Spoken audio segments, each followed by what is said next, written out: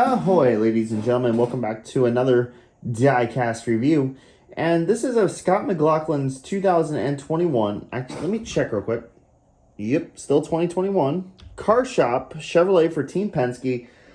This one is from the IndyCar Grand Prix, which was the July IndyCar race on the Indianapolis Motor Speedway road course. I do believe this was a one-off scheme from last year, and yet we still got a diecast of it. Now, if you're wondering why it's propped up on our two very expensive, no expenses spared bottle caps, it's because this car took flight in the first lap of the race. Yeah, remember those curbs that became infamous the next day because of the NASCAR Cups?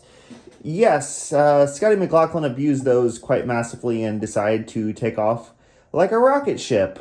But anyways, the fact that we got this car is amazing. It shows that Greenlight is going to produce every Scott McLaughlin car that they possibly can, partially thanks to Authentic Collectibles, which there is a authentic version of this car. The authentic version, by the way, I'm just going to get this out of the way at the very beginning. The Authentic Collectibles version of this car, the only difference that I can tell is the fact that it has the red tires and not the blacks. So the standard Firestones, they're on this regular release, and the reds are on the authentic release. Other than that, I can't find a difference, but let's just dive into this review. It's a pretty basic car overall.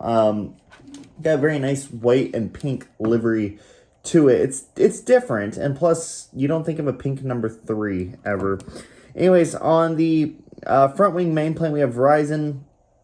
Going up the nose, we have Dallara, Shell, Pennzoil, Chevrolet, NTT IndyCar Series. Like I said, the pink number 3, and then Carshop. Here on the side, on the front wing end plates, I should say, it is pink with Hitachi. Like I said, this is a very basic car. Now, one downfall is that it doesn't have like different colored front wing elements to it. So it looks kind of plain at the front. It's not like the Polo where like one element is white and the other one is blue or anything like that, which is a little bit unfortunate. It would have been nice like if this top element was pink, or maybe even the middle one per se. It would kind of separate it off, make it look a little bit different. The white, you can see the details on the shock cover a little bit better. The paint application on this is a little bit lighter than some of the other cars that we've gotten recently, so that is one plus. We do have the Penske stripe along it. This one's pink, of course. On the mirrors, we got Siemens and Mazik. And then on the aero screen, we got McLaughlin. We have Chevy logo, and then NTT IndyCar Series. Interestingly enough, this car does not have PPG like it normally does back here. You know, the official aero screen provider of IndyCar. So that one's a little bit strange almost. I don't know why they didn't put it on this car, because I'm pretty sure it was on the real car. It does have chrome suspension and chrome rims as per usual. Nothing special about the Firestones. They're just kind of generic Firestone tires. We do have Firestone on top of the side pod, and the actual top of the side pod is blank. We do have Carshop here. What's interesting enough about getting a Carshop diecast is that one of the biggest issues with the earlier Team Penske releases was they didn't have Carshop on the engine cover versus the later releases like they should have. So kind of interesting that we're getting the whole Carshop car now. I believe the McLaughlin 500 car was the first Team Penske one to have Carshop on it. When all of the Team Penske's like Newgarden, Power, and Pagano all had it, but it was not on their diecasts. So anyways, we do have the Carshop logo across the side pod. Okay, so one of the front wheels was locked up there for a second. So we do have PPG and Snap-on on the flick, and then Shell, and then NTT P1 Polo Ward. Penske truck rental on the little fin, and then Carshop on the engine cover where it should be on all of them. Moving to the back wing, or the rear wing, we have the number 3 in pink, and this looks really bare. Again, it would have been nice if they added the louvers, but they didn't. Like, could we at least get a decal of the louvers, Greenlight, please? Maybe? Like, I'm not asking you to retool this thing, just like maybe a decal to like say, hey, there is louvers on the real car, so here you go. But no, that will probably never happen. The rear wing, we do have Carshop kind of spread across both elements, which is different than what we normally get. Usually it's either on the main plane itself or the top element or whatever. But no, this one's spread across the two upper elements of the rear wing, which is different. On the rear end, we got Carshop, and then we have his rookie stripe, signifying it's a 2021 release, or 2021 car. It's a 2022 release. What else can I say about this one? I mean, again, it's kind of a basic car. There is a paint chip up here on the leading edge of the rear wing.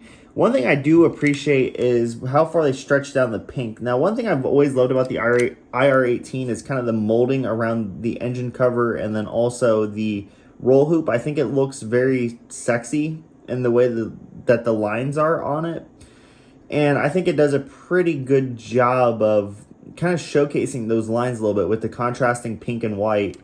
Camera pod is pink. White number 3 here, you can see kind of continues around the halo. Again, this is more on the basic end in terms of liveries. It is very clean. It's a very Team Penske livery. Besides the pink part, I don't think Roger would have been a huge fan of pink, but sponsors pay money and money makes the world go round. So I guess that's how we got this. But it is a very Team Penske livery. It's very clean, very crisp, and it is a great looking car. Now, this one, again, it ran once. It ran at the IndyCar Grand Prix of Indianapolis last July during the IndyCar NASCAR double, and it didn't really have a great result. I don't know where he finished off the top of my head, but I know that he was not notable in the race whatsoever. So, the fact that we're getting every Scott McLaughlin car is kind of funny to me. And, when I became kind of a fan of Scott McLaughlin, I said I was going to get every single one of the cars that they release. And unfortunately, it's becoming a rather expensive endeavor. But definitely thank you to my good friend Tom at Gutswear. Thank you for hooking me up with this car. Shameless plug, if you're at the Speedway during the month of May, go towards the Midway. You'll see his trailer set up with all the flags and everything. He has old stuff, new stuff. He has stuff going back to the Auto Worlds from 2014. That's kind of crazy to think. But he also has a bunch of custom-made t-shirts from sports cars, Indy cars, old and new. He has F1 merch, so if you want something open wheel or sports car-y, definitely check him out. Go there, spend your money with him, and tell him Kevin sent you, because I know he'll appreciate it. And, it helps me out too, because it keeps reviews like this coming along. So, shameless plug there. Shameless plug. Actually, one thing I noticed just now is the Firestone on that right rear tire is really rubbed away, which doesn't kill me. It's still ugly, but overall thoughts on the car is it's clean. I don't see a ton of people getting this car because it's one of those really off-brand cars. It's not, I don't know. It's a very Team Penske livery, but it's also not a Team Penske livery at the same time. And I don't really see people getting this car too much. So I think the availability is going to be there. But, definitely fantastic looking car in my opinion. And, definitely worth picking up. Plus, how often do you get a pink Team Penske car? So, yeah. So that's basically the review of this one. Thank you so much for watching. We got quite a few more reviews coming up. I know we're getting to that time where we're starting to get all the shit in from Greenlight, and that's exciting.